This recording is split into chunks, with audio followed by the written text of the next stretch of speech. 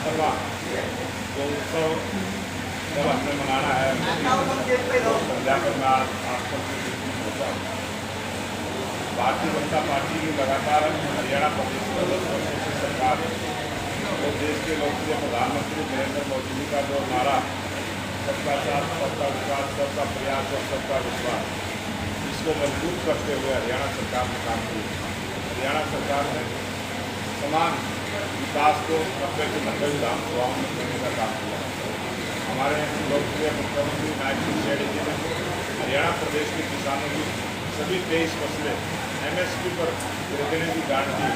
पहला प्रांत हरियाणा ऐसा बना है जो किसान के द्वारा उगाई हुई सभी फसलों को MSP देने वाला प्रांत है। हरियाणा प्रदेश में सबसे ज़्यादा रोजगार युवाओं को देने वाला प्रांत हरियाणा बना है। 1,45,000 नौकरियाँ हरियाणा सरकार में मेरिट के आधार पर बगैर भर्ती करने के योग्यता के आधार पर देने का काम हमारे नायब सिंह सैनी मुख्यमंत्री जी ने करने का काम किया। हमारे प्रदेश के मुख्यमंत्री नायब सिंह सैनी जी ने महिलाओं के लिए 500 रुपये का गैस का सिलेंडर अभी इसको हमने लागू किया है। हमारे 1,20,000 ऐसे कर्मचारी काफ़ी लंबे समय से नियमित होने के सबको धक्का करने का काम किया। हमारी सरकार ने किसानों का जो आपदा नुकसान होता था प्राकृतिक आपदा में, जो नुकसान 12,000 रुपये किसान को मिलता था उसको बढ़ाकर 15,000 रुपये किया। ऐसे अनेक योजनाएँ गरीब कल्याण की चलाकर गरीब का गरीब के घर तक पहुँचाने का काम हमारी नायब सरकार ने किया है। इसलिए आज पूरे हरियाणा प्रदेश का जन का मन भरा है कि आने वाले विधानसभा चुनाव में तीसरी बार हरियाणा प्रदेश में भारतीय जनता पार्टी की सफल बहुमत की सरकार हरियाणा प्रदेश की जनता चुनने का काम करेगी। लोकसभा चुनाव के बाद जिस प्रकार से हमारे नए मुख्यमंत्री नायब सिंह सैनी जी ने नए विजन के साथ काम शुरू किया है, उसके बाद आप सबने देखा होगा आज हरियाणा में काफ़ी वातावरण चेंज हुआ है। और लोकसभा चुनाव में भी जो हमने 44 सीटें जीतने का काम किया था, इससे विधानसभा चुनाव में 25% की बढ़ोतरी इस लोकसभा के चुनाव में अब तक हमारी वोटों की हो चुकी है। और हमें ये लगता है कि आने वाले इस विधानसभा चुनाव में स्पष्ट बहुमत की सरकार भारतीय जनता पार्टी की बनाएगी। सर, आप रेड स्टैंड की बात कर लें या आप जिस सड़कों पर चलते हैं, ये सारी की सारी सड़कें मैं कह सकता हूँ 2014 के बाद नहीं बनी है। मैं ये कह सकता हूँ बहुत सारी ऐसी सरकारी बिल्डिंगें यहाँ बनी हैं। एम्स जो सबसे बड़ा काम आपके जिले में हुआ है, बहुत सारे ऐसे काम हुए हैं जो पंचायत ऐसी नहीं मिलेगी। और रिकॉर्ड 1 करोड़ से नीचे किसी भी पंचायत में विकास का पैसा गया हो, इतने विकास के काम हुए हैं। आप आकलन करके देखेंगे पहले की सरकारों में और भारतीय जनता पार्टी की सरकार में इस पारदर्शिता के साथ विकास के काम हुए हैं। प्रत्येक पंचायत को 1 करोड़ से ऊपर के विकास की राशि हरियाणा सरकार ने दी। प्रधान जी, एक तक सत्ता प्राप्ति करेंगे। हमारे सभी नेता, हमारे सभी कार्यकर्ता एक ही लाइन में, एक ही दिशा में सब काम करने के लिए लगे हुए हैं। और सभी का एक ही मकसद है कि तीसरी बार हरियाणा प्रदेश भारतीय जनता पार्टी की सफल होगी। साहब, विक्रम केदार जी ने कहा, राम नरवीर भी यही कह रहे हैं, इसका जवाब? कांग्रेस कह रही है कि झूठे आंकड़े पेश कर रही है भारतीय जनता पार्टी। कांग्रेस पार्टी ने हमेशा झूठ बेचने का काम किया है और काट की आंधी एक बार करती है। और इस लोकसभा चुनाव में जिस प्रकार से संविधान को हाथ में लेकर उन्होंने झूठ बोलने का काम किया, जिस प्रकार से मंचों पर सार्वजनिक सभाओं पर उन्होंने बोलने का काम किया कि भाजपा आएगी संविधान को खत्म करेगी, इस प्रकार की जो बड़ी झूठ कांग्रेस ने बोली है, अब ये इस विधानसभा चुनाव में कांग्रेस की झूठ टिकने वाली नहीं है।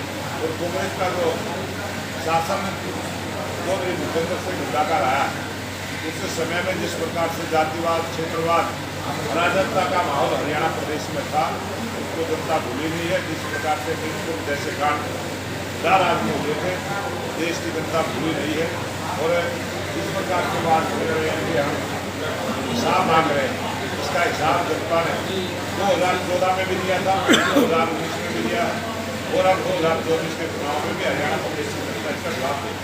उधर माना जाता है कि भारतीय जनता पार्टी का कोई भी नेता, कोई भी कार्यकर्ता बिल्कुल दबाव नहीं करेगा। भारतीय जनता पार्टी का कार्यकर्ता इस राष्ट्र के लिए काम करता है और राष्ट्र को फ्री मानते हैं और भारतीय जनता पार्टी की जीत राष्ट्र की जीत है। 2014 में भारतीय जनता पार्टी ने इस सरकार का अलोपा में लगातार 5 वर्षों से साथ दिया है। एक विधायक है और उनकी इससे ज़्यादा डिमांड भी नहीं है।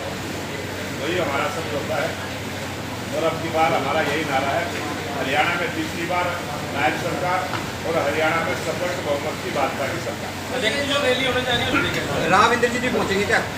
सभी नेता हमारे जितने भी हमारी विधानसभा की रैलियाँ होंगी सभी नेता उसमें पहुँचेंगे और राव इंद्रजीत भी पहुँचेंगे। कटौती में नहीं थे तमाम इस तरह ये कांग्रेस पार्टी ने इसको मुद्दा बनाने का काम किया है और कांग्रेस पार्टी हमेशा इसी प्रकार की आड़ लेकर राजनीति करना चाहती है।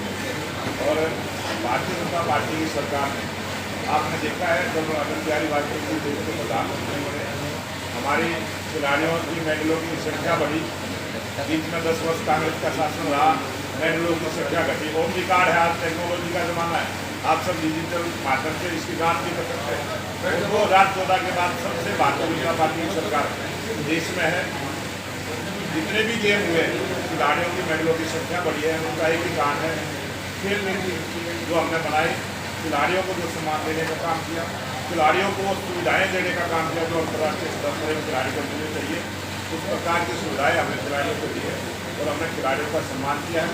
कल 15 अगस्त को भी जितने भी हमारे देश के खिलाड़ी मेडल जीत के लेके आए हैं उन सबके साथ प्रधानमंत्री जी का मिलना रहेगा। और प्रधानमंत्री जी जब भी गेम होते हैं या गेम होने के बाद जब खिलाड़ी वापस आता है सबसे बहुत मोटिवेट करने का काम करते हैं। हमारी सरकार ने खिलाड़ियों का सम्मान किया है और आगे करेंगे। प्रधान जी नाम भारतीय जनता पार्टी के पास कुल बहुमत है, पूरी संख्या है और जो राज्यसभा की संख्या है भारतीय जनता पार्टी जीतने का काम है। कर्मचारियों की मांग होती है, ये नाराजगी होती है और वो जब चुनाव आते हैं ऐसे आंदोलन भी होते हैं, मांग भी होती है और उनको सरकार स्वीकार भी करती है और हमने बहुत सारे कर्मचारियों की मांगों को पूरा किया है। लेकिन बची है बुरोली जी इसके बार भाजपा की सरकार सर्वोच्च बहुमत की सरकार हरियाणा प्रदेश में बगैर पता नहीं हरियाणा प्रदेश की जनता जिस प्रकार से 1987 में कांग्रेस पार्टी के पास 5 की संख्या रही थी, 4 पांडिया थे, 1 हुकुम पानी देने वाला था, कांग्रेस इसी हालत में 10 से नीचे थे।